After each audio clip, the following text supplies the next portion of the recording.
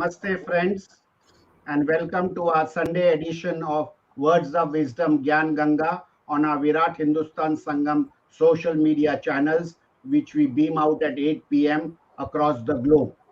I have today to inform you that we will be having a discussion on Dr. Swamy's forthcoming book published by Har Anand. The book's title is Human Rights and Terrorism in India. And today, Dr. Swamy will be having a discussion with an expert on anti-terrorism measures and foreign relations. That is Professor M.D. Nalapat, who is an Indian academician and a journalist associated with the Sunday Guardian and Newsex and been associated with the Manipal University. He has been writing extensively on security policy and international affairs. Today is our 119th edition on Words of Wisdom Gyan Ganga, which, as I mentioned earlier, we do it on every Sunday, and we started it in the month of April 2000 during the lockdown, and we have been having other programs also on Saturdays, legal words of wisdom and economic words of wisdom. So with these words, I have to thank my co-host, Professor Arvind Chaturvedi from Delhi, and Ramesh Swamy, my co-host, for being with us on the program together. And I also have to thank our technical team led by Ashish Shetty, Tejas Navalgul from Pune, Gadgi Rakesh from Karnataka, Ishwar Iyer from Navi Mumbai, Swaminathan from Chennai, and Vishal Mehta from Maharashtra for their support to put this program together. So with this, it is over to our president and founder of Virat Hindustan Sangam, Dr. Subramanian Swamy, whose book we will be discussing today, Human Rights and Terrorism in India, to give us an idea what made him write these books, and then he will continue the discussion with Professor Mr. M.D. Nalapat. Over to Dr. Swamy. Thank you, Jagdish and colleagues. I only yesterday evening from the publisher got this book, and today I have the great privilege of having it released for in this media, in this forum, by what I think is one of India's greatest strategic thinker. I'm surprised despite being such an admirer of Narendra Modi, he has not yet become National Security Advisor. He should have been the first choice. But anyway, we are the beneficiaries. At least we are getting his wisdom in many places, including on our program. So I would begin by asking him questions, turn by turn, 4 of them. I think that will take the whole time. And, and then, of course, the panelists will also ask questions. So my book was really written because of the fact that fighting terrorism constantly is juxtaposed with the denial of human rights. So the question is there a trade-off between sacrificing human rights for the purpose of effective fight against terrorism? And whether that trade-off is linear in the sense that if you give up 5% of your human rights, the 5% of your human rights, your efficiency in fighting terrorism increases by 5%. That's what we mean by linear, and or in a fixed number. But actually, if you were to put a graph of human rights on the x-axis and fighting terrorism with efficiency on the other axis, the y-axis, then you get a curve. So there's a point up to which the terrorism effectiveness improves as you give up more and more of human rights. But after a point, it becomes counterproductive that you have to give up more and more of your human rights in order to get marginal increases in your effectiveness in terrorism's, and therefore it's what the economists popularly call as the law of diminishing returns. So, in that context, I want to ask my first question, saying that do you think in our country we have done well in fighting terrorism given the various horrible events, including the Bombay Taj Hotel and the other places in Bombay which went through that horrid terrorist attack, and many other places, and of course, almost a daily basis terrorist attack in Kashmir, and we have sporadic attacks in other parts of India. There was once a very big threat from the LTTE, but when Chandrasekhar's government was there, we quashed it by dismissing the DMK government and taking over and cleaning it up. So, therefore, my view is that this question has not been debated in India.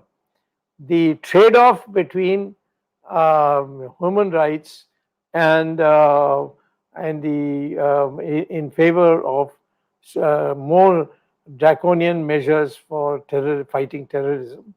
And so I thought, therefore, I should write a book which is titled as Human Rights and Terrorism in India.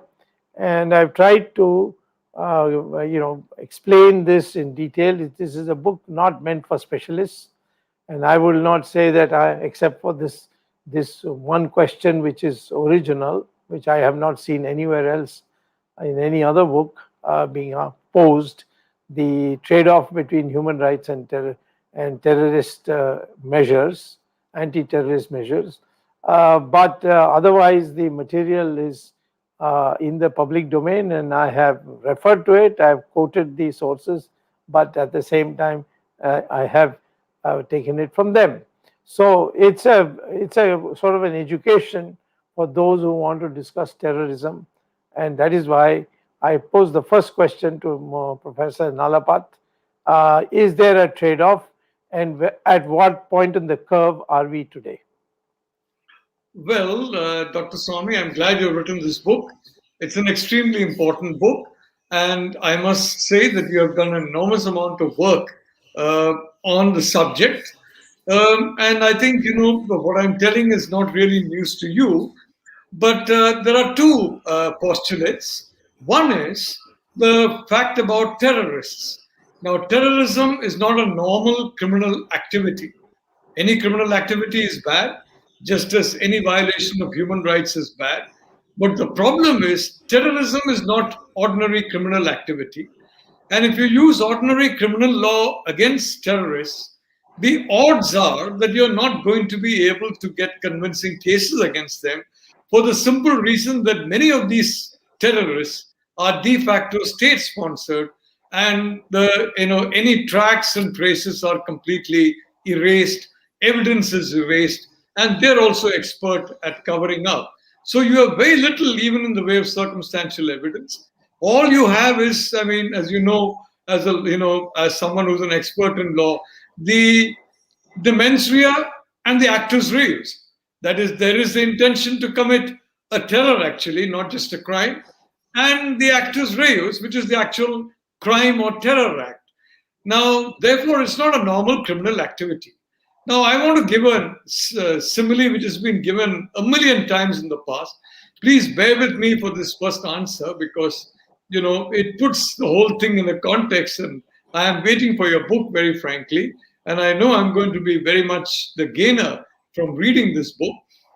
Look, I'm supposing, let's say that there are a bunch of school children who are crossing the road, and you're in this bus or a truck, and you're heading straight for them.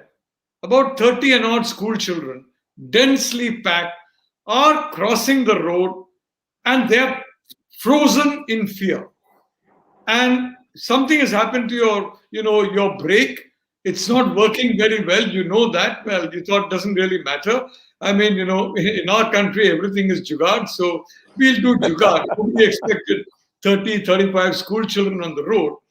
Now, on the side, there is a man standing on the pavement. Now, do you swerve and hit that man? And almost certainly that poor man, his life is cut short. Otherwise, he's not going to be live more than a few seconds longer after you start swerving. Or do you go into the school children and spare the man? So this is a moral dilemma. And I think this is the dilemma that you are talking about in your book. Because the point is, sometimes you may save one life or 100 lives, and then you may cause the death of 10, 20,000 lives in some form or the other over a period of time. Now, again, if you don't mind, I'll take a few more minutes and discuss, for example, the Kandahar hijack. Why the Kandahar hijack? It took place in the last week of December, I think 24th December or so. Nowadays, with the facility of looking online, there's really no need to go into exact dates unless one is a pedant, which you are not, and I certainly hope I am not. Well, you had this hijacking of the IC-814, and the hijackers wanted the release of three dreaded terrorists. All three global terrorists, protected by, of course, the ISI. And the ISI is the global protector of terrorism, and it is doing so to this day, and it's being indulged in by different countries to this day. Now, what happened after the hijack took place? The hijack, if I'm not mistaken, around 4:40 or so, the ATC in India, possibly Delhi or some nearby airport, I'm not exactly sure which, because it happened in 1999, got information. We are talking of 4:45. Well, you would think that the Home Minister of the country, L.K. Advani, who is also Deputy Prime Minister, would have been informed. You would think that the Prime Minister would be informed, but neither was informed, quite frankly. I don't know who was informed, because even the DGP of police in Punjab, and finally, it tried to land at Lahore, and I think in a pre-arranged sequence, the Lahore ATC turned it back. It landed in Amritsar, and the DG of police in Amritsar, along with the Home Minister of India, was sitting down and watching television. And on the news at 6 p.m., they found that, my goodness, an aircraft has been hijacked. It's in the air and it's heading straight for Amritsar Airport in India. This is the Home Minister and Deputy Prime Minister. May I point out, at that point in time, neither the Intelligence Bureau nor the Research and Analysis Wing, I mean, after all, it is concerning hijackers that are obviously not Indian, so the RNAW would come. They were also not informed. There was something, the Prime Minister was not informed, Deputy Prime Minister was not informed, DGP was not informed, and the crisis management group was convened of much more junior officials.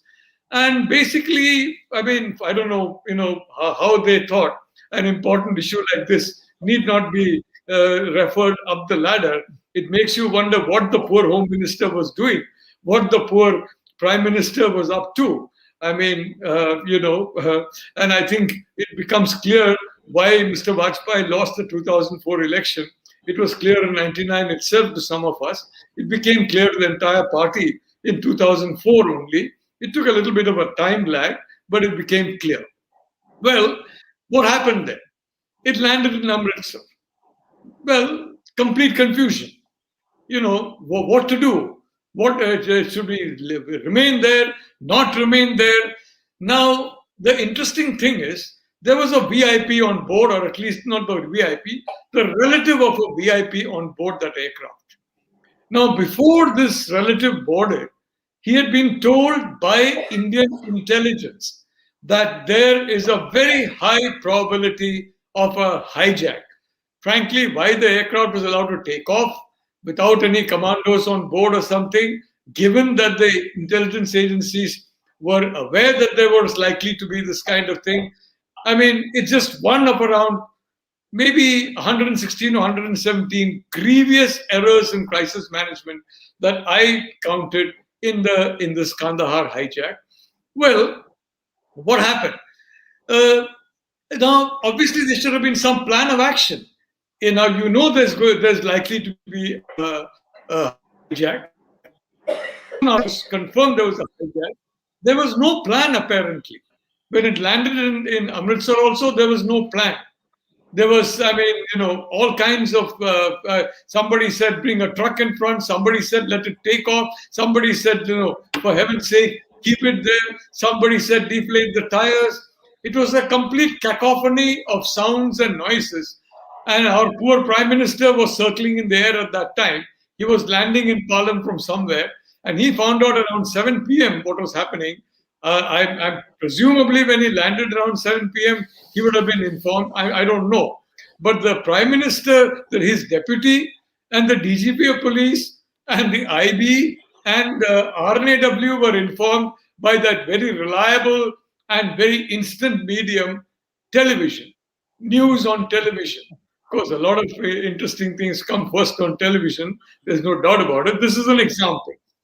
Look, what happened? I mean, and now at that point in time, the excuse was that, oh my God, we thought that the Taliban will negotiate with us, but we never realized that they are linked to the ISI, because when it landed at Kandahar, it seems it was allowed to go to Kandahar because of the belief within the government that the Taliban will negotiate and we will settle it with the Taliban. Maybe we carry some gold or some money or God knows what, and it'll negotiate.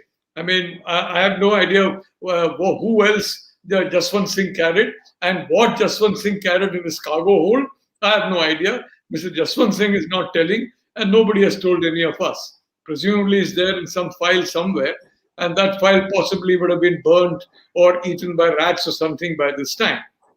Anyway, the reality of the situation is that, it landed in Kandahar, and there were known ISI operatives of senior rank in the Pakistan military were on the tarmac. And that was when the Vajpayee government realized Taliban and ISI are linked. Now, some of us knew that back in 1996 when we warned that the Clinton government was making a mistake in placing the Taliban in power in Kabul. I mean, but it seems to the Vajpayee government, even in 1999, they were not aware of the organic link between the Taliban and the ISI.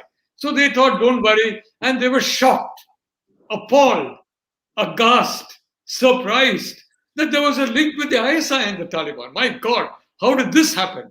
Anyway, we all know what happened. Those 3 terrorists were released. Farooq Abdullah was extremely upset, justifiably upset. And the VIP, of course, was rescued. Even though he had been warned, he boarded the aircraft at his own risk. But he was obviously being the relative of a VIP. Whatever. Look, there were orders were given from the moment that the so-called group found out that this situation is taking place. No commando action, please. No action. Let the hijackers do what they want.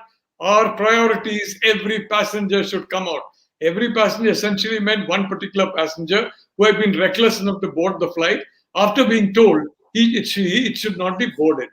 Well, the moral of the story was that so long as you got, everyone involved in this particular operation, a tragedy of errors, may I say. You cannot call it anything else. You cannot paraphrase Shakespeare. It was a terrible tragedy of errors and a travesty of crisis management. It's a textbook example of travesty of crisis management. And was there any reckoning? Every one of those actively involved in this, in all the decisions that were taken, the wrong decision. I counted 117. There may be a few more. Maybe I overcounted by 3 or 4. I was too harsh. Maybe it was only 113 or 112. But even 2 is too many. Well, you know what happened? These 3 terrorists were a problem for India, for the United States, for different countries. And after that, frankly, it gave a tremendous boost to global terrorism. And one of those who were released played a role also in planning 9/11.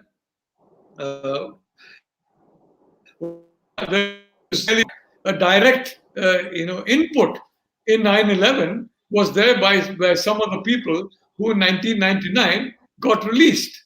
So all I can say, Dr. Swamy, is that how not to do something, we saw that.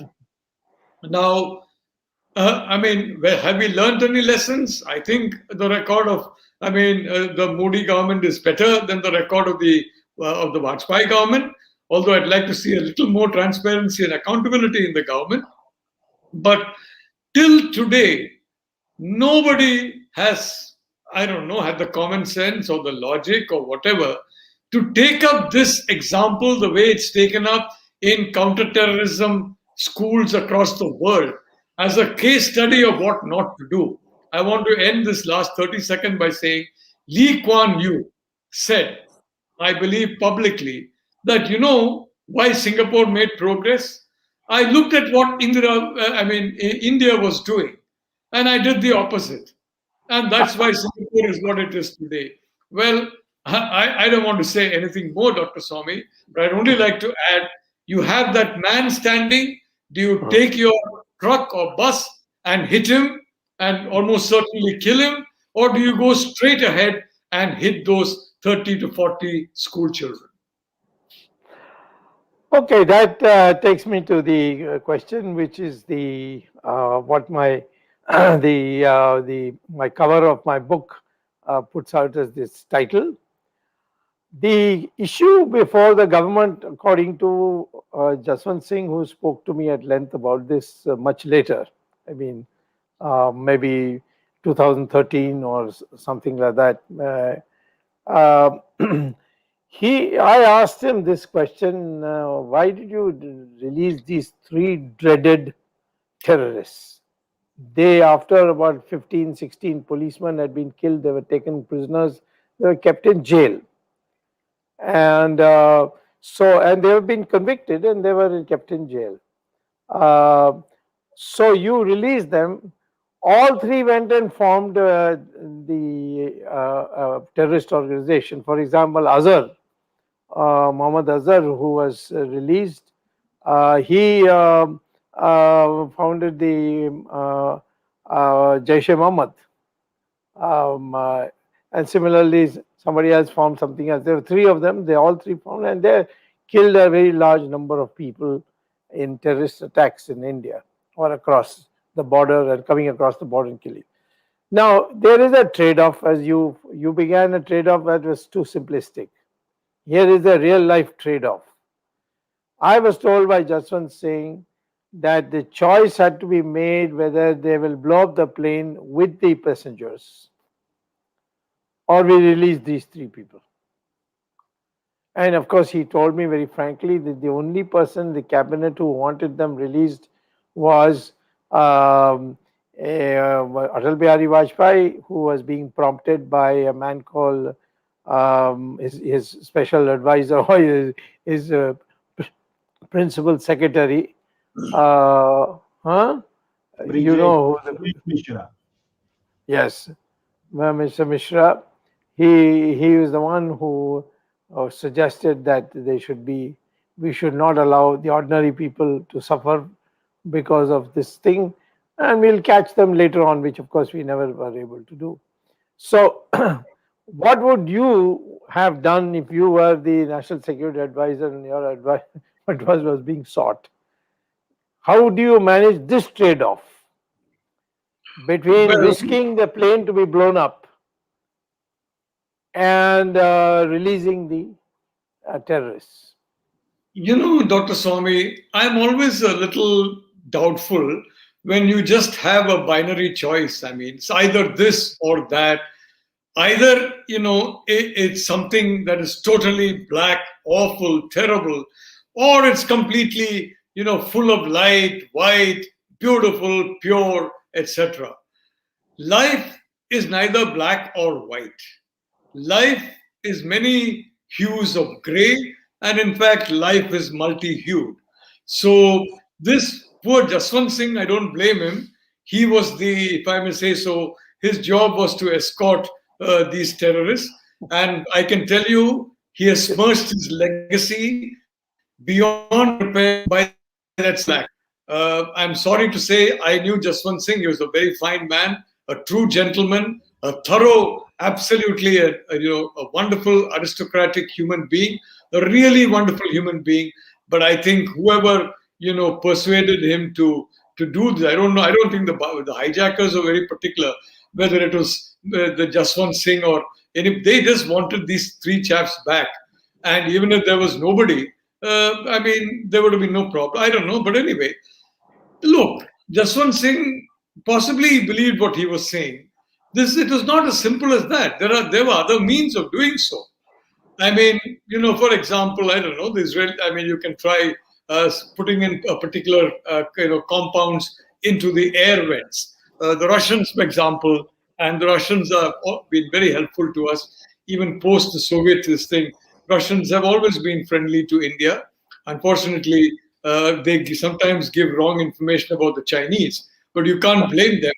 Joe Biden called Putin a killer, and then you say, my God, you're surprised that Putin is going and so close to Xi Jinping. You call the man a killer, and what do you expect him to do? Hug you. So, look, all I'm saying is there were multiple ways of dealing with the problem.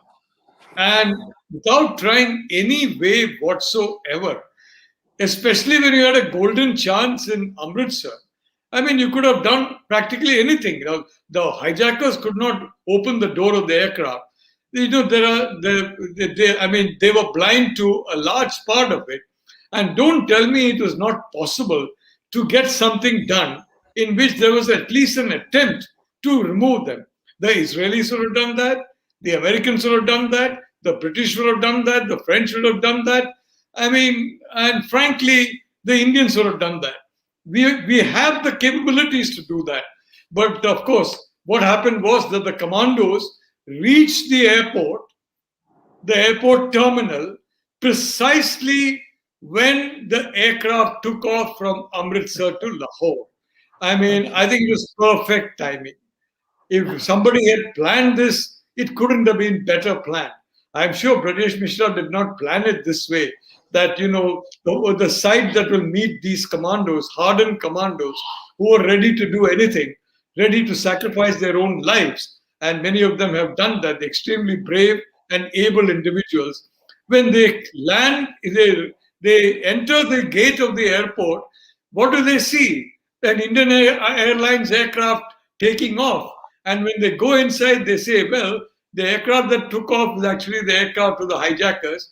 And all we can do is to give you some pakoda and some coffee and send you back on your way. Look, Dr. Swamy, frankly, I mean, okay, these things happen. But this is a country where there is no accountability whatsoever for anything that happens. And this is what surprises me, frankly. I mean, those who are not in government, those who don't have godfathers, all kinds of frivolous charges are filed against them. All kinds of cases are filed. Oh, you're defaming the country, or this or that. And it's very, very easy to get some of these charges filed and to get some police to come and do so. I mean, it's ridiculous. I mean, sedition law, for example, I have long said that sedition law is a colonial era law, and most of colonial era laws are completely out of date. If you look at the British era laws, these were British era laws for slaves. These were not British laws for the British. The British never had a single one of the colonial laws that we have been saddled with and which we continue to this day. These are the laws for slaves, and we retain them beyond 1947, and we still retain a lot of them. I frankly don't know why. So the point is, Dr. Swamy, don't tell me it is a black and white choice. It is either this or that. The example I gave you was simple but black and white, a rare black and white choice. Well, let me tell you, in this particular instance, given the many facets of the situation, the many capabilities available in India, the many capabilities aware available with our close friends like the Israelis and others, I don't believe that it was black and white. And poor Mr. Jaswant Singh apparently believed it was black and white, which is probably why he went and destroyed his legacy by participating in something which I regard as completely unforgivable. Frankly, I've been not at all happy with Mr. Vajpayee, or I was not very happy with him from '99 onwards in Rediff and other locations. I have written about that. I mean, Mr. Vajpayee and a good friend of Sonia Gandhi, I could not write in many mainstream publications. I would write in Organizer. I could write in Radiance. Occasionally, Nikhil Lakshman of Rediff used to be kind enough to carry my articles. Well, an Organizer also, fortunately, Sudarshanji ignored Mr. Vajpayee and allowed me to write.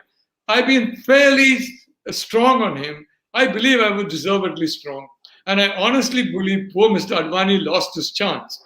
He should have taken over in the second term or in the first 1.5 years of the second term, and then possibly the 2004 result would have been different.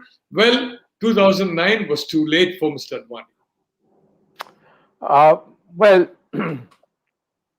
I like to say two things from my personal knowledge. You know that in 1990-91, I was the senior most minister in Mr. Chandrasekhar's government. And at that time, I learned when I studied this Kandahar hijack that of the 3 terrorists who were controlling the plane, one of them was the brother-in-law of Azhar Mohammed. And he would have given up anything if we had threatened to execute Mohammed Azhar if anyone was harmed in the aeroplane. And this was actually proposed by not a very senior intelligence officer, but it was, and of course it was just dismissed out of hand. So in a sense of this, what you're saying of bargaining, in terms of how do you trade off human rights with terror, this would have been a possible way that they could have explored, because the Azhar was too important a person. He was too important person to be let go. He has since then probably killed 3,000 Hindus or Indians. I don't know their religious identities, but about 3,000 Indians have been killed in Jaish-e-Mohammed's attacks on India. So we saved life of I think 159 passengers or something like that. But in effect, what we have done is we have left a bleeding wound on India. The second thing, which is closer to what you just said, in 1991 February, Saifuddin Soz, who was originally at that time he was National Front, that is Abdullah's Farooq Abdullah's party. He was a parliament member of that, and his daughter was kidnapped by JKLF, and Saifuddin Soz is still alive, and he knows it because it all happened in front of his eyes where I was present. He was absolutely in pieces, crying. Rajiv Gandhi, who was supporter on whose support we formed the government, kept telling me do something for him. And finally, all I'm talking about, these are all in matters of hours. Finally, a cabinet committee on political affairs met, in which Chandrasekhar, myself, and Devilal were members. Devilal said everything is in English, so he never attended the meeting. So it was basically me, and of course there were all the uh, raw chiefs and IB chiefs and military chiefs, everybody there. And the question became what to do. So apparently they wanted some three people. They were old in hospital, in in not in good condition. So Chandrasekhar first asked whether we could release them in order to get his daughter released. So I said, no, you can't do that. It would have a very bad effect. In terrorism, there cannot be any negotiation. So he said, okay, I'll give you 4 days to work out some solution, but make sure you don't get the poor girl killed in the process. Now, what I am saying, why I'm saying this is because it squares with something you just said. I contacted a friendly country whose name I will not give just now, but with whom I have very good, strong relations, and they have a world-class expertise in terror and dealing with terror. And I asked them, how do I get this lady out, this girl out of the clutches of these people? So one solution suggested to me, which worked, was they said, who are the office bearers of JKLF and where are they? So Raw was able to identify that, and we found that except for the president who was in Kashmir and managing the operation, the others were in London. One was in Birmingham, one was in Leicester, and so on. So vice president, general secretary, treasurer, they were in England.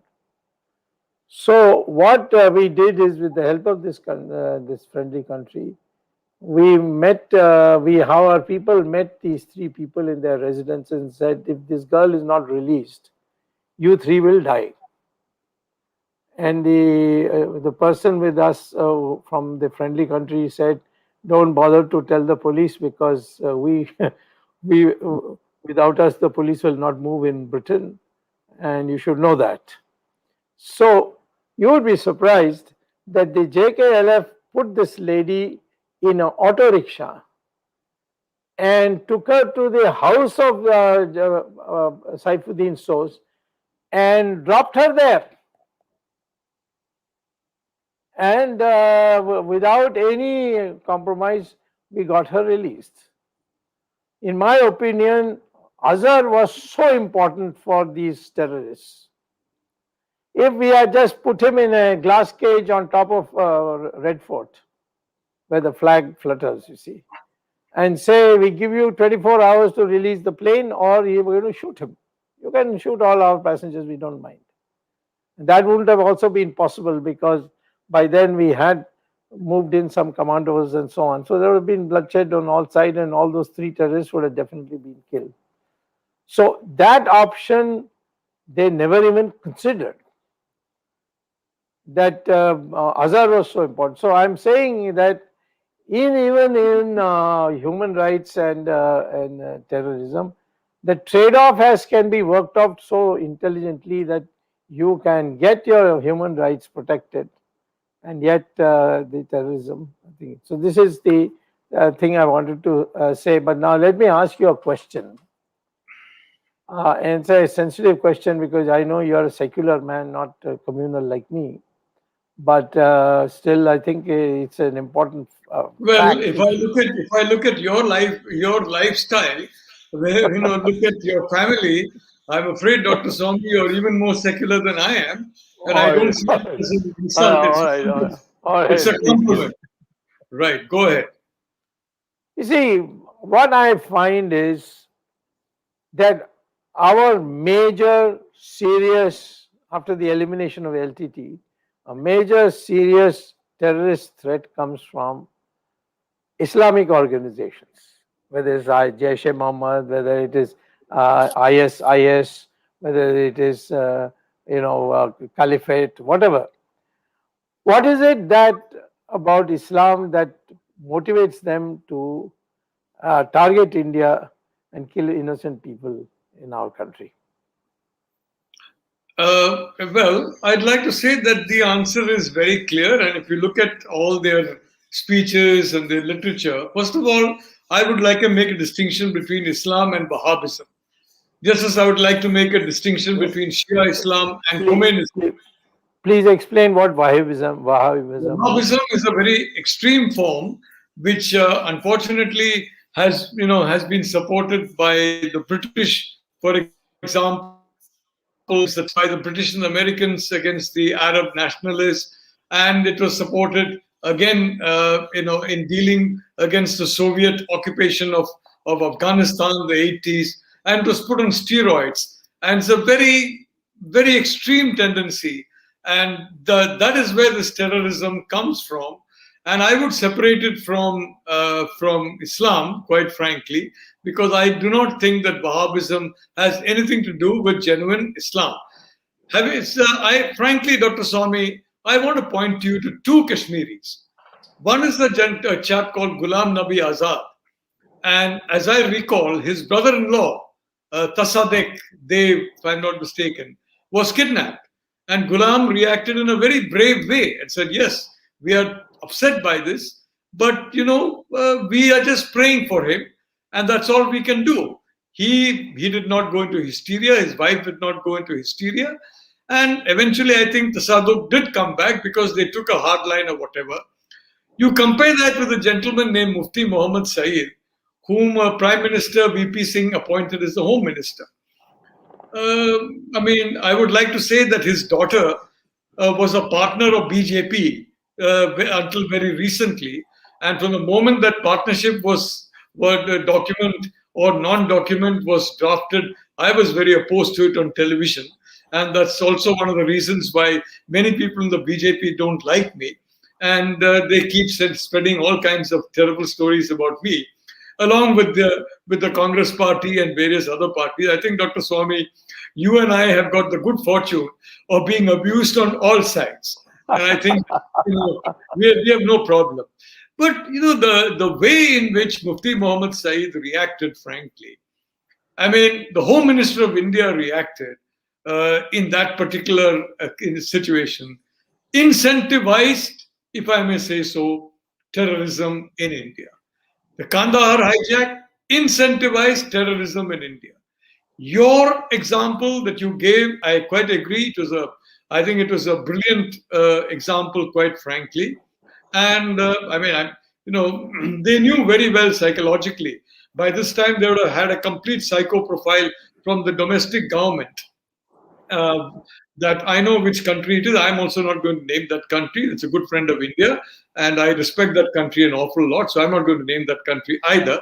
I have a suspicion as to I know the name, but I'm only saying they would have done their research and they would have found out the psycho profile of these individuals whom were being interviewed, and they would have said exactly what to say to make sure these people take this threat seriously.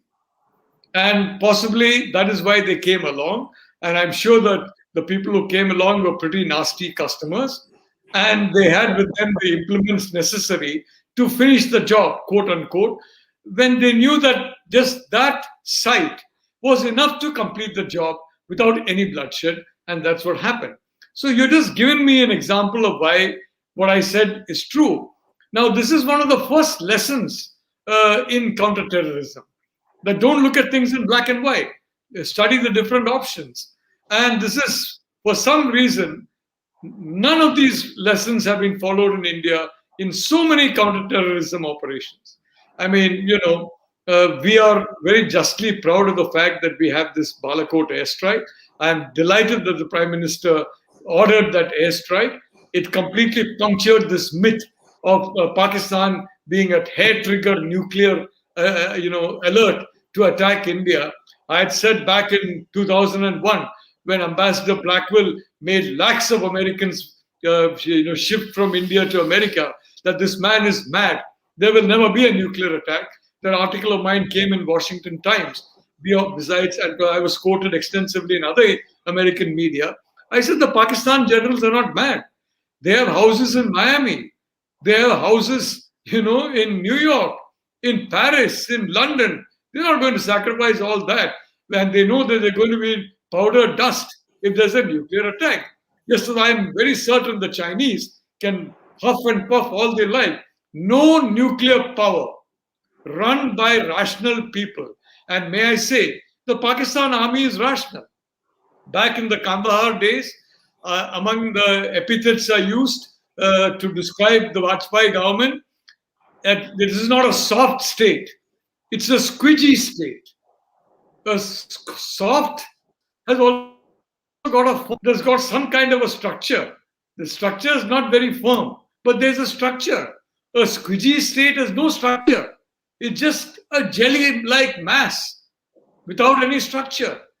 And that is what we were, a squidgy state. And I said the Kandahar hijack proved it. As I said, unfortunate.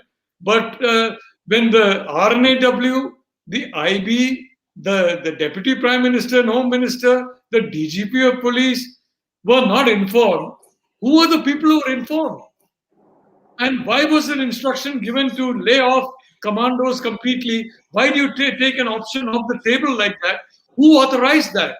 If I were anywhere involved, I can tell you, those people would have been subject to intensive cross-examination, most likely publicly by a parliamentary committee in full glare of television cameras. The problem, Dr. Swamy, is that we don't have this kind of transparency in our accountability, and we need to have it. In the transparency, they always say, my God, national security will be compromised by transparency. National security has been severely compromised by a lack of transparency. Okay, I have one more question, then my colleagues will be probably interested in asking you questions too. You see, in this Kandahar thing, there were demonstrations of family members who had their relatives on the flight sit on the road, do dharna, and demand that all the 3 people should be released so that their people can come home, safely. Now that shows a weakness in the mindset that we have today. Do you think that this country needs a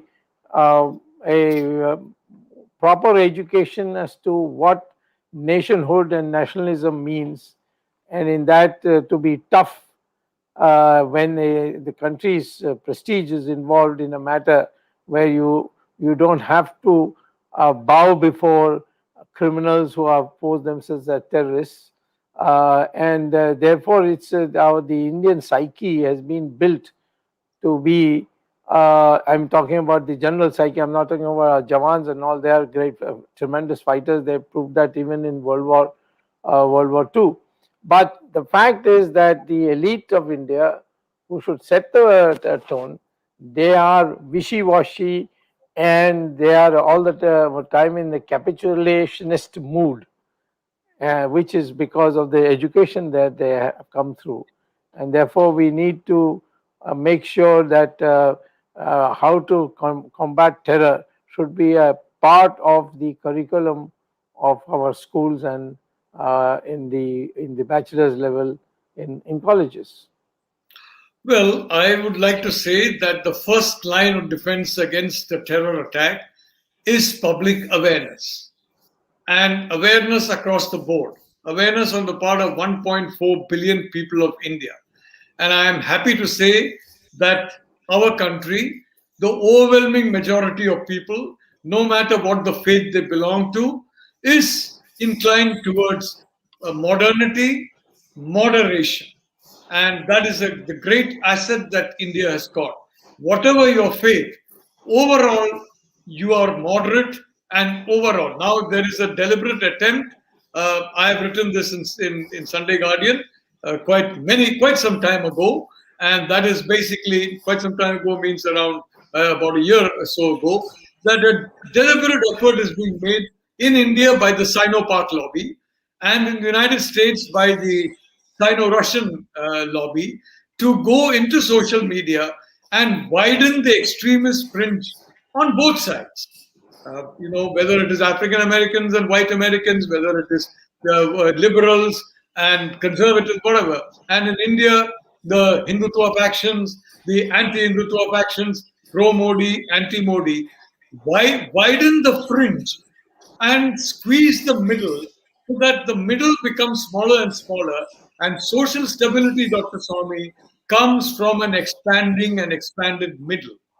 when the moderate middle is expanding and the fringes are shrinking, that's when you have social stability.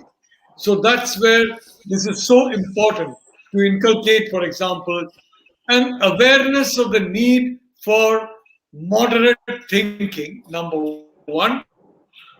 Number two, as you correctly said, of picking up the early warning signs of terrorism, terror activity, terror attack. School children should be taught that because the first line of defense is the citizen. And that first line of defense needs to be educated and inculcated. As far as nationalism is concerned, I'm not going to talk about that. I think we all have our different reasons why we are proud of being Indians. I mean, I would very frankly, not exchange my passport for any other country. I must confess, 2 or 3 times people have suggested to me in some other places, well, we like what you say, we like your views on geopolitics and other things, and why don't you think about, coming on board? So I said, look, my problem is I don't have dual citizenship in India, and I am an Indian. And personally, Dr. Swamy, there's another absurd law that we have, no dual citizenship. I don't see any reason why you can't have dual citizenship of countries that are friendly to India. Not dual citizenship of countries that are hostile to India, but countries that are friendly to India. And this need not be a very large number, number one. Number two, all applications can be properly vetted, but I don't see why it should not be done. It's another one of those laws that are continuing and continuing and continuing, and frankly, which are really just need to be thrown into the trash can. This whole thing that, just one citizenship and that protects your national security. The reality is, we have been talking, those who talk a lot about national security, if you look at their record, they have protected it very poorly. Yeah, one short point before I ask my colleagues to take over. One of the audience has sent a note saying that in Entebbe, when the Israeli aircraft passenger plane was hijacked by Idi Amin, or Idi Amin's government was the responsible. There, the Jewish citizens of Israel, they all went and protest because Idi Amin wanted some huge amount of money. That's about all. So they said, no, we should give it and not sacrifice her. But the Israeli leadership said, no, we have to find a way by which we will not yield to terrorism, because there is no marker beyond which appeasement will not be forced upon us. So we have to learn from World War II, we have to learn from our past history, and we must find a way. And they did find a way, a very brilliant way. It's another story, a long story, but they did find a way, and that El Al flight took off with I think 2 or 3 persons, Israelis, who were killed in the crossfire. But ultimately, 99% of the passengers were brought back safely to Israel. So I agree with that listener, and I think that that's the kind of mentality I was talking about. Nationalism comes there. And where you say, no, we are ready to pay any price, but don't yield to them. Find some way where the price is low, but not to yield to the terrorists. Well, I'd like to say, Dr. Swamy, it's standard operating procedure, what you just described. And if I'm not mistaken, it is Benjamin Netanyahu's brother, Jonathan Netanyahu, yes, who was the lone individual who paid with his life. A very brave commando. He paid with his life, and we all, if I may say so. But there have been, let me tell you very frankly, whether it is all the agencies in India, the police in India, we have heroes in all of them. If they are given a chance to act, they will act. Even in this matter of, all the things that we have been describing, all the errors that we have been, you remember that Balakot was because of a terror attack on a military base. Now, nobody's asked how on earth the terrorists got so close to that base and attacked the base. That should have been the first question that is asked. And after that, you have the attack, which is great. I'm not sure if anybody has been held to account for the fact that terrorists were allowed to enter a military base. I'm sure the military was not involved in that, or I don't know who was involved, but I'd like to say RNAW, that's an effective organization. IB is an effective organization. The NIA is an effective organization. Now, I personally feel that it's very important that they be allowed to act. And in this, I just want to add the Chinese. They make a very careful psycho profile of hundreds of millions of people, through metadata. Gaming apps, about 70% of gaming of these online gaming. I haven't played any online game in my life. I don't know what it is, but I'm told it's very common. And almost all of them are China controlled. Why? Not because the Chinese love games, but because it shows which are the hot buttons. People who do gaming apps, why do they get angry? Why do they get happy? Why do they get depressed? Why do they get sad? Exhilarated? Irascible. And these hot buttons are important. I hope our people are doing a very careful metadata study of the, populations, with the very limited, restricted populations from which terrorists come from, the extreme Wahhabi faction, and if I may say so, the extreme faction in every religion. I'm not going to just single out any religion, but it should not be a difficult task. I presume it's being done, but but the difficulty that we face in India is that the public is never informed. So the reality is the first line of defense, second, third, fourth lines of defense, it doesn't work because it's not told. In this particular instance of Kandahar, even the Deputy Prime Minister and Home Minister was not told. The Prime Minister was not told. It makes you wonder who was told. What is this so-called crisis management group? I'm told the convener of this group is somebody who had already retired. I don't know. But if that is true, I would like to say, and if nobody has been held accountable for this, I think it is very clear why poor Mr. Vajpayee lost in 2004 to the lady whom he assured me personally would keep him in power indefinitely, and that is Mrs. Sonia Gandhi.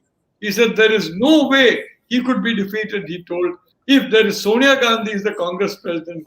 Regrettably, poor Mr. Vajpayee was wrong. Okay. Arvind? Yeah. Ramesh? I have two questions to both of you, Dr. Swamy and Professor Nalapat. We are a country following Mahatma Gandhi's peace principle, so to say. And my question is, can terrorism be countered with the help of peace or by way of peace? While the drones attacks are going on in Jammu and Kashmir, we have been told by the none less than Pakistan NSA, Moeed Yusuf, that top peace talks are going on. And though the name has not been revealed, but people say maybe Mr. Doval, our Indian NSA, was involved in the peace talks. Do you think, first, is it right? Is the news correct? Or if it is right, do you think it is justified in the present circumstances? That is my first question. Dr. Swamy? Well, Mr. Doval is omnipresent. I've seen him in practically everything. So, and he's National Security Advisor with cabinet rank. So I'm sure that he must be involved. His nominee must be representing him if he can't go. But the fact of the matter is that the core point that you made is absolutely right. They send you drones. You should send them jets and bomb the hell out of some parts of Pakistan. Without that, just having peace talks only encourages them, because they use peace talks all the time. They did a similar agreement after losing heavily in Bangladesh. They have done it in after Kargil. And you had the Lahore bus farce. So I think this weakness we have of Bachit karo, you see, that is behind it. I don't think there's any strategy behind it. Yes, Nalapat? No, I only want to say that Ajit Doval has been a member, along with me, of a committee, Action Committee Against Corruption in India, which you were the chairman of. And so you and I, we know Ajit. I know him for several decades. I think he's an outstanding officer, and he's pretty much of an expert on counter-terror, etc. So I don't think there's any lack of knowledge or professionalism on his part. I would only like to say that so far as Arvind's question is concerned, it depends on the psycho profile. There is always a pressure point, a pain point in everybody. And the question is, what is that point? What triggers that point, which will give the response that you need? And the response that you need is to save lives. Let me tell you, I am not in favor of a single human life being sacrificed. As far as the terrorists are concerned, of course, they have to pay for what they do. I think they have a different kind of, they have, in a sense, taken them outside the pale. And unlike some others, like, for example, Amnesty and all that, who say terrorism, I mean, they put them first, second, up to ninth is only terrorists. And number 10 becomes the innocent victims of terrorists. But Amnesty never goes to the 10th number. 3, 4, they get stuck at 1, 2, 3, 1, 2, 3, 4. And all of them are terrorists. So frankly, it makes no sense to me. I don't think terrorists should be treated in the same way as innocent victims of terrorism. That kind of balance is a fake balance. And I'm afraid, Dr. Swamy, that our discourse abounds in this kind of fake balance.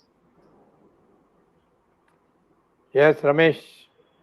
Dr. Swamy, I want to bring something that's, you can hear me clearly? Sorry. Yeah, yes. Okay. clear. So there is a new one. This is President Macron. He said recently that there is a new existential threat. It fuels secessionism, gnaws at the national unity. It abets Islamism. This is not my quote. Attacks France's intellectual and cultural heritage. The threat, certain social science theories entirely imported from the US.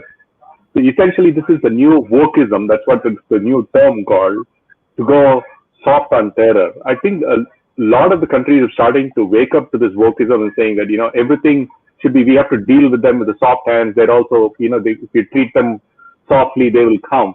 Do you think this is something that this should definitely be rejected by India? I mean, is there some kind of in India, is there some kind of an undercurrent to follow these kind of lines? Because other countries are rejecting these. Yes, Nalapat. Well, I'd only like to say that I think human rights is important. And I personally feel that underprivileged people do deserve a fair share of ensuring that they are represented. I fully support President Biden's $3 trillion plan. I think that will be the rescue of America. And the Republicans people are, unfortunately, the GOP has become the POT, a party of Trump. And in my personal view, Joe Biden needs to develop some spine and challenge them to vote against this $3 trillion, challenge some of the Democrats who are holdouts. I mean, you have like Manchin and, Sinema or somebody else. If they challenge them, and frankly, next election, 2022, or whenever they're standing, don't make it very clear from now on, these people are no longer Democrats. And if his $3 trillion is sabotage, well, in 2022, you tell the American people, I wanted to give you $3 trillion. These people sabotaged it. He got past a huge bill. And what has happened? All Republicans opposed it. And every single Republican who opposed it is now going to his constituency and saying, thanks to us, we have brought this money to you. That's hypocrisy of the worst kind. So the problem with Joe Biden is a bit too nice. Mahatma Gandhi was a wonderful person. He was a saint. If everybody was saintly, things would work out. Mahatma Gandhi's advice to the British people was essentially, allow the German military into your houses. Don't worry, let them come. And sole force will transform them into decent human beings. His message to the Jewish people was, let them do their worst to you, and you will see that they will find out the error of their ways. They found out the error of their ways the hard way by being, hit on the head and being defeated in battle after about 6 million Jews were killed by them. I'm afraid that, frankly, not too many people are saintly in this world. So The question is, let me, if you don't mind 30 more seconds, this whole question of Vasudhaiva Kutumbakam. We all talk about Vasudhaiva Kutumbakam, and that is to justify, what Ramesh is talking. Oh, everybody is equal. You're a terrorist. You're a Nazi. You're all equal to everybody else. Well, I think no, because Vasudhaiva Kutumbakam involved a fox, a crow, and a deer, as you know, in the Hitopadesa. For some reason, the Hitopadesa is not taught in any school in India. I'm surprised. Some of it is taught in schools abroad, but not in India. I don't know why. I don't know why Ramayana and Mahabharata are not taught here. These are not religious epics. These are national epics belonging to every Indian. But what happened? The fox was asking the deer, come to my lair, be my guest. After all, I love you. Can't you see how much I really love you? So deer was thinking, yes, seems like a very nice fox. The crow was a smart crow. Crow said, well, watch out, the fellow only wants to eat you. So then what did the fox say? Vasudhaiva Kutumbakam. We are all one big happy family. I am family, you are family. Come into my lair. But finally the deer listened to the door, to the crow, and headed for the door, and the fox was deprived of his meals. So Vasudhaiva Kutumbakam applies to those who follow human values. Those who follow inhuman values, I'm afraid, if you follow them and allow them, then Ramesh, I can assure you, you will land up where the deer would have landed up, believing Vasudhaiva Kutumbakam was, in the case of the fox as well, it is all one big happy family. I'm afraid that humanity is not one big happy family, and we have to separate the foxes from the deer, and the deer have to protect themselves against the foxes. Yeah, but Professor Nalapat, India has not learned from its own history. No, Ramesh, I'm sorry. We are 1.4 billion people. You are a genius. You can analyze 1.4 billion people properly. You can understand the psycho profile. You are an absolute genius. I can't even analyze 1,300 people properly, much less 1.4 billion. So please don't tell me India being this and India being that, because a genius like you can understand it. I am not in the genius league by a long shot. I'm sorry. Even 30 million people I can't understand. No, Professor Nalapat, don't take it seriously. I don't understand. Ramesh, I can't answer that question. It's beyond my intellectual competence. Okay, go ahead, Digvijji. My question to both Dr. Swamy and Professor Nalapat is, during the December 1990 Kandahar sky hijack, while all Western countries and including Russia and USA and all that, the Western powers, always had a policy of not negotiating with any hijack attempts. Why was it only India wanted to start this negotiation with the hijackers? Although subsequently the government of India changed its stand, maybe after 4 or 5 years, and said in future we'll also not negotiate. But when many countries had decided that they will never negotiate with any hijackers, why did India start this negotiation at all? And incidentally, the man who was the prime minister at those days was given a Bharat Ratna by Modi. And the other man was called an Iron Man. Dr. Swamy? Love Purush. The whole ministry was called a Love Purush, and the other man was given Bharat Ratna by Narendra Modi. So I want comments from both Nalapat and Dr. Swamy. See, the issue is this. I have seen that where the leadership is strong, the public also supports that. When the LTT was spreading in a big way in Tamil Nadu, and Mr. Karunanidhi came to power and he began assisting them. One of these, when at that time I had just become minister, and Chandrasekhar had asked me to look at the Tamil Nadu picture. And there I found that Mr. Karunanidhi was arranging injured LTT cadre who were injured in a shootout with the Indian IPKF were brought to Tamil Nadu and treated in hospitals in Tamil Nadu. Petrol, diesel, in those days, getting a petrol pump is a big thing. And LTT people got petrol pumps all over. And people were openly supporting LTT. So one day the issue came, and in the Cabinet Committee on Political Affairs, what shall we do about Tamil Nadu?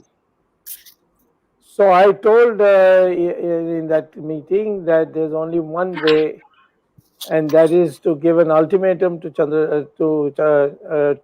Karunanidhi. Say, stop all this, uproot all that has been done, or we will take action. And Karunanidhi, as I had predicted, laughed it off. So then I was asked to take charge and do something which in the Cabinet Committee on Political Affairs, IB chief, army chief, all of them opposed. And the only person who indirectly supported me was by a telephone call that Chandrasekhar made from that meeting to Rajiv Gandhi. He said, if Swamy is in charge, I will not say anything. He can do what he likes. So what we did was we dismissed the DMK government. M.K. Narayanan, if you meet him, ask him, he said in the Cabinet Committee on Political Affairs, rivers of blood will flow. Tamil Nadu will become an independent country immediately if you do this. They have got 2/3 majority. How can you dismiss it? Well, we did dismiss it. And not even a cycle was burnt. On the contrary, Karunanidhi and Vaiko, they were asking me by telephone whether I have plans to arrest them. I gave them assurance that I will not arrest them because it was not necessary. Tamil Nadu completely changed after that. When the elections were held, out of 234 seats for the assembly, Karunanidhi's party got only 2. And that's how Jayalalitha came to power. I mean, we projected her and she came to power. The second one was stocks in Sri Lanka. Norwegian, Swedish, this one, that fellow. Rajapaksa became president. It's a nonsense. I don't care how many Sinhalese have to die, but we will finish the LTT. And he did. And today there's no terrorism in Sri Lanka. There's no terrorism in Tamil Nadu because LTT was finished. Everybody is afraid that the same thing shouldn't happen. Of course, local governments pander to the Naxalites and some separatists and so on, but they are all just hot air. But Tamil Nadu also the problem was solved. So the bottom line is, like in Entebbe, as someone pointed out, like in Sri Lanka, like in Tamil Nadu, the only way is the leadership should be expected to be tough. Then the public will also support and you will win, because there is never any support for these terrorists except the fear that they may be harmed by them. That's why they fall in line. This is how I see it. Well, I'd like to say that, to just go further on the line of control with Pakistan, those army commanders that were very, very strong in taking countermeasures against Pakistani forces, they would respond, meet fire with double fire. Their areas were reasonably safe from attack, whereas those commanders who were, indecisive, let's say, or believed that peace and non-violence should be given a chance first. It's very difficult to argue peace and non-violence with an AK-47, somebody holding that, who's determined to kill you. I don't think that success ratio is very high in those kind of talks. But but unfortunately, in the previous government, those commanders who were tough were identified, and I'm told that many of them were replaced. Now we all put Kargil as a Kargil Vijay Divas, and I must say that our troops did a magnificent job. May I point out, it was the Jammu and Kashmir Light Infantry that took the initial peaks at Kargil against the Pakistanis. And how did that happen? It happened because they're all Kashmiris, and when they went up the hill, they started shouting. I think they said Allahu Akbar, Allahu Akbar, something like that. These are Pakistanis who somehow managed to come, and they're coming to join us. And well, when they reached there, the Pakistanis found out when it was too late, they were our people, and the Pakistanis, I think the population of Pakistan got reduced significantly, and that was the initial battle. And the the Jammu and Kashmir Light Infantry was behind it. Close behind them was the Naga Battalion. And the Naga Battalion, their own. And in fact, the Naga Battalion terrified the Pakistanis because they had heard all kinds of stories about the dietary habits of the Nagas. The Nagas are, to say so, a wonderful people. The Naga people I know, they are outstanding, they are wonderful, they are brilliant, and they are an adornment to the country all over the country. But I can only say that the Pakistanis had some very wrong ideas about them. And they were so terrified that when the Nagas were saying that they gave their war cry or whatever it is, and the Pakistanis knew this was the Naga war cry, they ran away. They just said, we're not going to, we can't stay here any longer, we're in grave danger, and they ran away. So in fear. So I can only say, Dr. Swamy, that the JKLF and the Nagas were among the first troops, and it only shows my point. Hum hai Hindustani. We are all Indians. And Jagdish, I'm sorry, but you're asking me about some of these things. I can assure you, I'm sure you will be able to find out yourself. I had absolutely no role in that government, nor do I have any role in this government or in any government in between or previously. So I'm sorry, but you're asking the wrong person this question. Okay. I think we have gone to 9:20 now. Jagdish, you're the only one who hasn't said anything. Arvind, I have one small brief question related to what Professor Nalapat said just now about countermeasures. Dr. Swamy said when the Pakistanis are sending drones, why can't we send jets? I mean, it is something like that which I'm seeking verification of, since both of you are so very well informed. Recently in Lahore, in Hafiz Saeed's house, near Hafiz Saeed's house, there was a bomb blast, car bomb blast. 3 people died and many people were injured. The Pakistan blamed Indian Research and Analysis Wing. Do you think this is true? I mean, are we capable of doing such kind of thing? And if we are, I mean, it's a good thing if we have done that. But is it true? Dr. Swamy?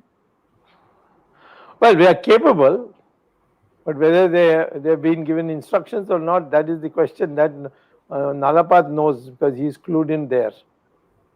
Well, let me assure you that I have as much knowledge as you have.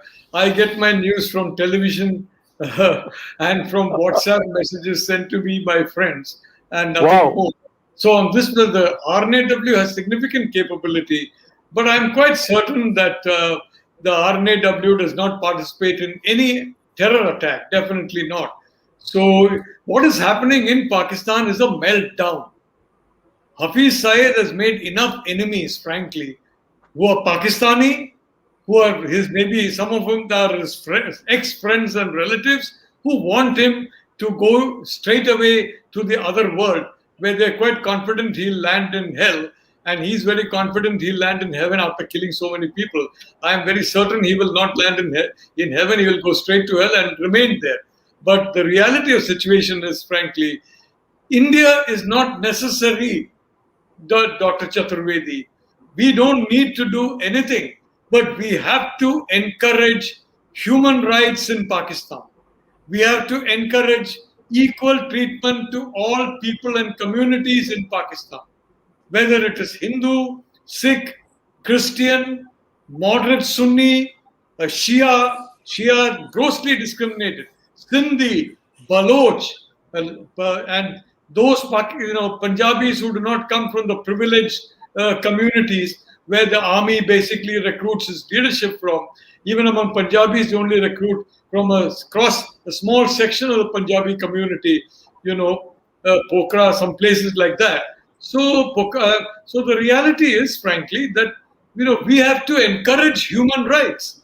And believe me, if we as a country stand up and speak up for human rights, may I say one thing very clearly, then I can assure you we have to help the people of Pakistan to get their freedom from this cruel, Wahhabi, terrorist military that I'm sorry to say Xi Jinping is supporting. And today in the Sunday Guardian, if you read Sunday Guardian, I will tell you exactly more why this is going to be among Xi Jinping's worst mistakes. That is a mistake on the scale of Leonid Brezhnev's invasion of Afghanistan. It's on the same scale for Xi Jinping, this supporting a terrorist army. We have to help the Pakistan people through their own methods, peaceful method, non-violent method, non-cooperation, whatever. All these peaceful methods liberate themselves from this tyranny. And if we keep silent on this tyranny, as we have kept silent for so long on POK, I have long been saying we can get back POK. What's the point of talking about it? You do something about it. When you're out of power, you talk. When you're in power, you do. And I can assure you, I can tell you, standing up for human rights is the best weapon of a democracy. Okay, I think before Arvind winds up, we come to an end of this program because we're already running almost close to 90 minutes. Arvind, And hold on, Arvind. Arvind, one minute. For the record and for future generations to know, I have a very important question to both Dr. Swamy and Professor Nalapat. Now, please don't hide under, especially Nalapat, under technicalities. It is said that when Jaswant Singh went on that flight with the three dreaded terrorists, a lot of gold was carried to be given in exchange to the terrorists.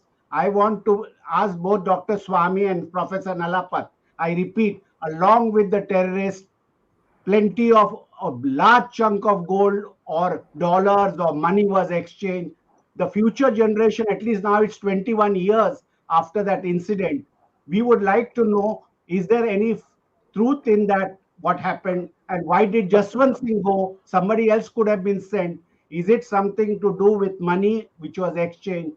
First, Dr. Swamy and then Professor Nalapat, before we close the show. Dollars, I have confirmation. But about gold, I've heard, but I can't confirm. But any estimate? Well, the 300 crores is what they said about the dollars. Well, Jagdish, I must confess, I have no information about this at all, except what I've read in media reports, nothing at all. I hope it is not true. And I think Jaswant Singh made the mistake of his life by volunteering to go. He thought he's involved in a humanitarian mission. It was a mission which unfortunately led to a great recrudescence of terrorism, and it was a mission that could have been avoided by using any of 100 different methods other than this terrible series of mistakes that was made in Kandahar. I think every schoolboy, every schoolgirl should study the Kandahar hijack in detail as an example of what not to do. Everybody should see the kidnapping of Rubaiya Saeed in detail as an example of what not to do. There are some examples that we need to study of what not to do. And I think the sooner these enter the school curricula, the better for our country and our country's safety. I've covered Kandahar in this book. Excellent. I'm looking forward to reading it. Arvind? Thank you, Dr. Swamy. Thank you, Professor Nalapat. It's well over 95 minutes. In fact, maybe one of the longest programs. And whenever we have a guest like Professor Nalapat, who is so versatile and so knowledgeable about the global strategy against terrorism, that it's bound to the program is bound to increase across the limits.